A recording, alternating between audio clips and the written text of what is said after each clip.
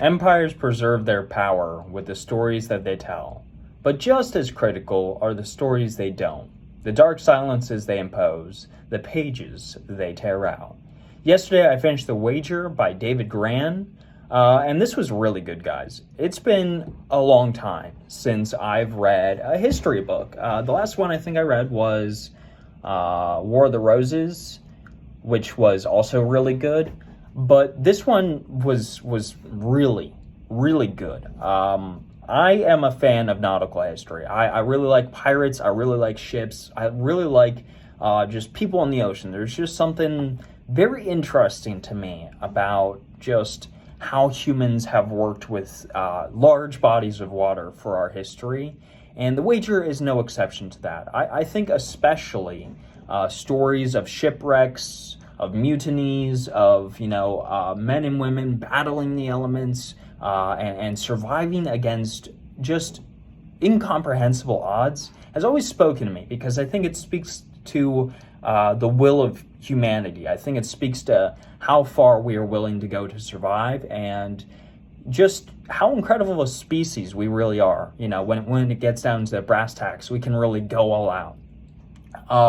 So The Wager, it's hard for me to review this because it's not like a fantasy book, right? I can't be like, oh, the characters were really fleshed out, because they were real people, and they had their issues. I mean, they were men who some of them were kind of forced to be on the Wager during a war that was kind of just about expanding imperial powers of Britain.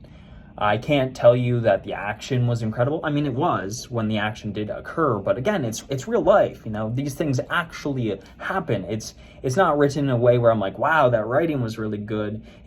No, these things actually happen. These, men survive these things, and it's a really harrowing tale. What I can tell you, though, is that this is very well written history. You do not need some sort of doctorate in history to get through this book. It's told in a very digestible way.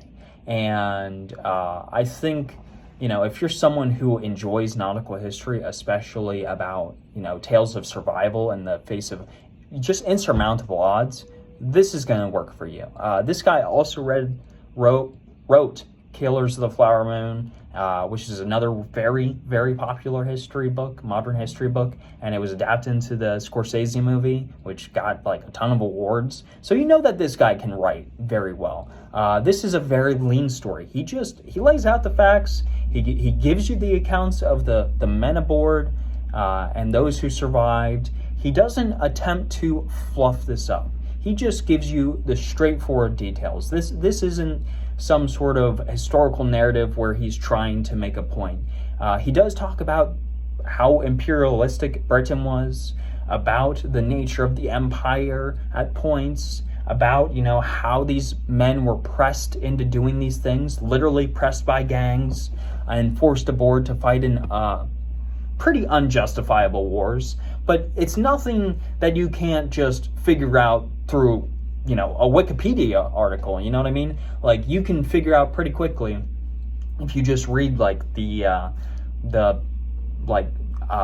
narratives that these men wrote themselves, that this was not the ideal scenario, and them getting shipwrecked was almost entirely on the British Navy's head.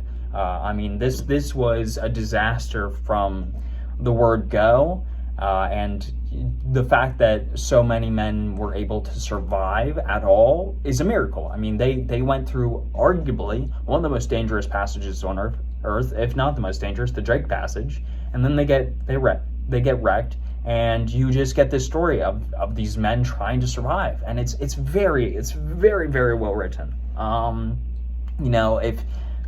If you like if you like history, I think this will work for you, especially if you like nautical history. It's very short. I think it's less than 400 pages. It didn't take me very long to read this at all. I think every chapter is packed with details that will make you want to read more.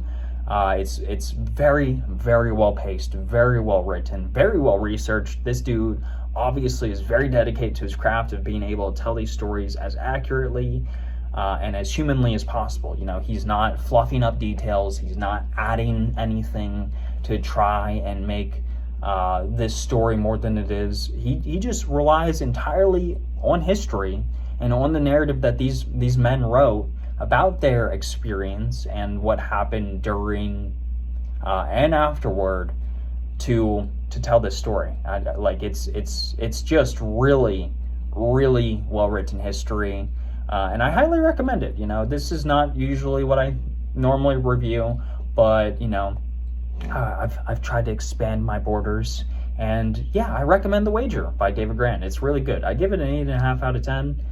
Very well written history. You can speed through it. You could probably finish this in like a single sitting, to be honest, if you really wanted to.